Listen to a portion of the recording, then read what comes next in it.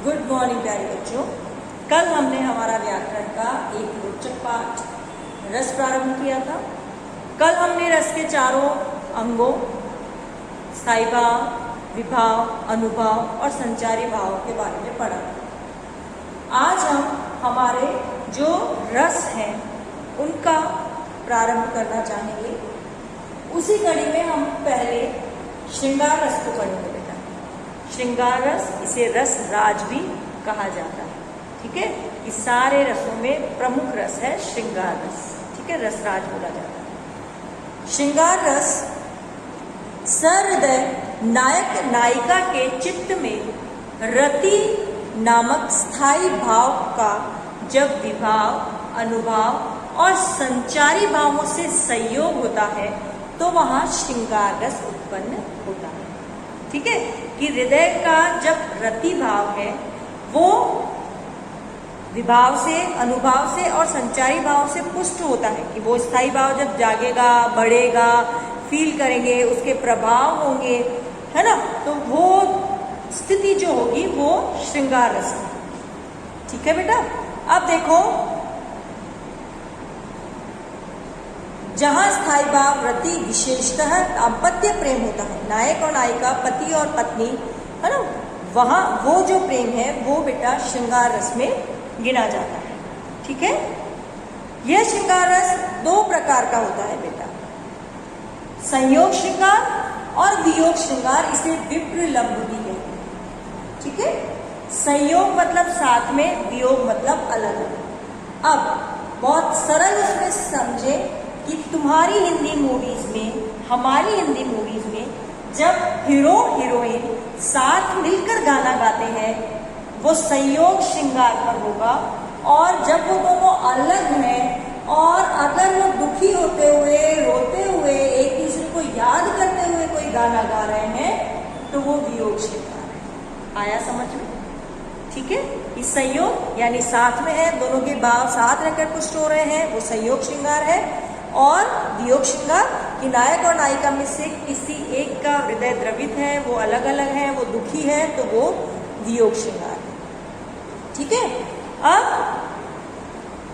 संयोग में दोनों साथ रहते हैं और साथ रहकर उनके मन में रति का भाव जागृत होता है, और उसमें दोनों अलग होते हैं लेकिन फिर भी एक दूसरे के प्रति प्रेम का अनुभव करते हैं, वो वियोग श्रृंगार है। ठीक, अब हम इसके उदाहरण द्वारा इसको समझेंगे बेटा। राम को रूप निहारती जानकी, कंगन के नग की परछाई, या तो सबे सुधी भूल गई, कर देखी रही पल टारटिया। ठीक है, कि जो सीता है वो राम का स्वरूप निहार रही है और कंचन के नग की परछाई, और अपने कंगनों के नगों में उनकी वो परछाई देख रही है। या तो सबे सुधी भूल गई, और वो देखते देखते वो सब कुछ भूल जाती है और बार बार वो अपने कंगनों को और श्री राम को उसमें देख रही है। यहाँ श्री राम और जानकी आमने सामने है और संयोग श्रृंगार है। ठीक है बेटा, ओके।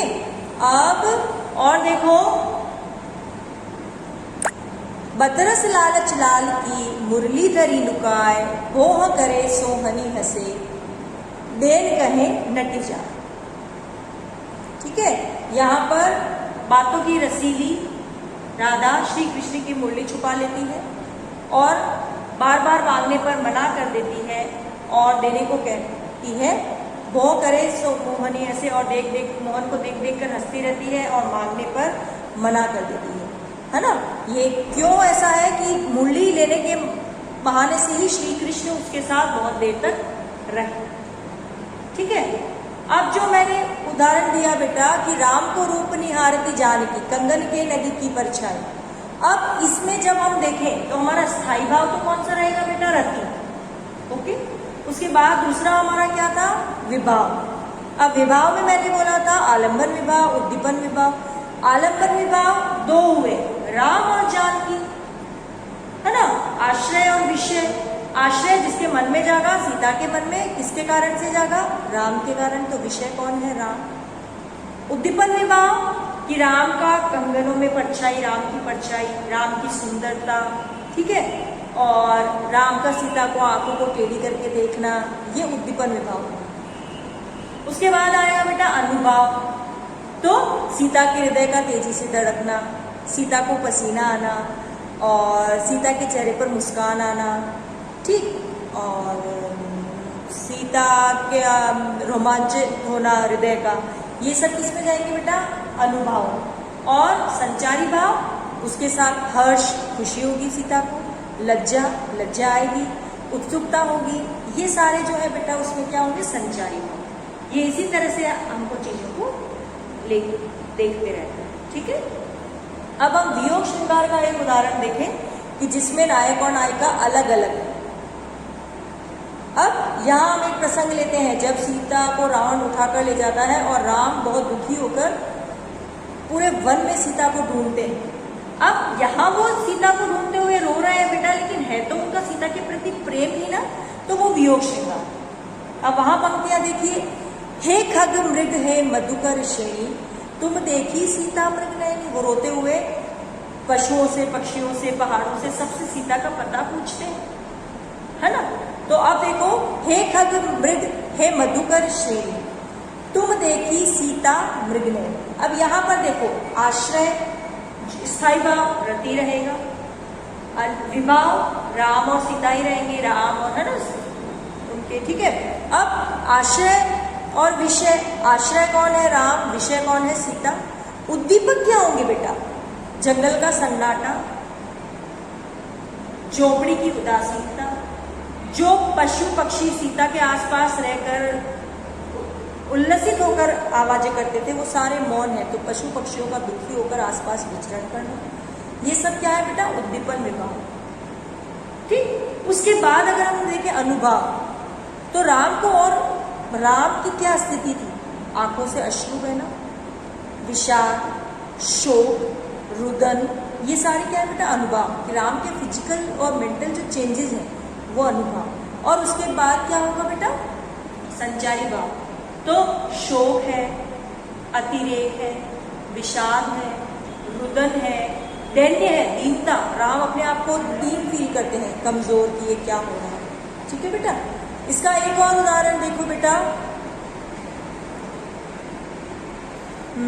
मेरे प्यारे नव जलद से कंज के नेत्र वाले, जाके आए न मधुवन से ओना भेजा संदेश, मैं रो रो के प्रिय विहरे से बावली हो रही हूं मैं, जाके मेरी सब दुख कथा शाम को तू सुना। ठीक है, तो ये यहाँ भी कि भाई मैं उनके बिना बहुत दुखी हूँ, अंदर ही अंदर बहुत परेशान हूँ, तो ये सारी व्यथा तुम जाकर शाम को श्री कृष्ण को सुना दो। ये वियोग श्रृंगार, ठीक है। तो श्रृंगार रस, इसका स्थायी भाव रति होता है, और इसके हमेशा बेटा वही रहेंगे कि आश्रय और आश्रय विभाव और विषय विभाव, नायक और नायिका रहेंगे। उद्दीपन, जो माहौल है, जो नायिका किसका सौंदर्य है, नायक का सौंदर्य है, उसके आभूषण है, उसके गहने हैं, आसपास का वातावरण है, वही रहेगा, है ना बेटा। और अनुभाव वही, हर्ष, अगर दुखी वियोग है तो शोक, दैन्य, ये सारी चीजें, ठीक है। तो ये एक एक करके हमको उसमें लिखना होगा। उसके बाद अब सेकंड हमारा जो रस हम आज लेंगे बेटा, वो है हमारा हास्य, ठीक है। तो विलक्षण स्थितियों द्वारा हंसी की पुष्टि होना, कि जब हमें अलग अलग स्थितियों को देखकर कि अपने अथवा पराये की वेशभूषा, वचन अथवा क्रियाकलापों आदि से उत्पन्न हुआ हास नामक स्थायी भाव, विभाव, अनुभाव और संचारी भावों के सहयोग से हास्य रस का रूप धारण कर लेता है। कि जब हमारे किसी परिस्थिति को देखकर, लोगों के क्रियाकलापों को देखकर, वेशभूषा देखकर हमारे मन में स्थित जो हास का भाव है, वो विभाव, अनुभावों और संचारी भावों से पुष्ट होकर जो रूप लेता है, उसे हास्य रस कहते हैं, ठीक है। विकृत चेष्टाओं, वचनों अथवा हंसी उत्पन्न करने वाले कार्यों का वर्णन हास्य रस कहलाता है, ठीक है। जैसे अब इसका उदाहरण, इसका स्थायी भाव रति होता है, ठीक। अब इसके जो विभाव होंगे, तो आश्रय विभाव, आश्रय विभाव तो पाठक होगा, दर्शक होगा, ओके। उसके बाद विषय कौन होगा, कि जो हमने चेष्टाएं देखी है बेटा, हो सकता है जोकर को देखकर हंसी आई, किसी मोटे व्यक्ति को देखकर हंसी आई, इस तरह की सारी चीजें। और उद्दीपन, जोकर है मान लो, तो जोकर की हंसी, जोकर का पहनावा, जोकर का बार बार गिरना, जोकर का ताली मारना, जोकर का चुटकुले सुनाना, ये उद्दीपन हुआ। ठीक है, अनुभव वही हंसी आना और रोमांचित होना, ताली बजाना, ओके, रोते रोते आंसू आ जाना, ये सारे क्या है बेटा, अनुभव। और संचारी भाव, हमें हर्ष हुआ, हमें आनंद की अनुभूति हुई, अतिरेक हुआ और बहुत बार उधर रोना आया, वो सारे अनुभव में आते हैं, संचारी भाव। ठीक है, अब इसका उदाहरण देखो बेटा, हाथी जैसी देह है, गेंडी जैसी खाल, तरबूज जैसी खोपड़ी, खरबूजे से गाल। ठीक है ना। कर्जा देता मित्र को वो मूर्ख कहलाए, महामूर्ख वो यार है जो पैसा लौटाए। ठीक है कि कर्जा देने वाला तो मूर्ख ही है, लेकिन जो उस कर्जे को वापस लौटाता है वो और भी बड़ा महामूर्ख होता है। ठीक है, इसका और एक और उदाहरण देखो बेटा, या अनुरागी पेट की गति समझे नहीं कोई, जे जेते भोजन डारिये ते तो ऊंचो होय, ते तो ऊंचे होए फूल कर होवे तंबू, हाथ फेर कर मुख से बोले हर हर शंभू, कह काका ऐसी डकार आएगी फौरन, लारी ओवरलोड ते रही जैसो होरन। कि पेट में जितना भोजन डालो वो उतना बाहर आएगा, और जैसे जैसे बाहर आता जाएगा तो पेट पर, तोंद पर हाथ फुलाकर हर हर शंभो बोलेंगे, और उसके बाद ऐसी डकार आएगी कि जैसे भरा हुआ ट्रक हॉर्न बजा रहा हो।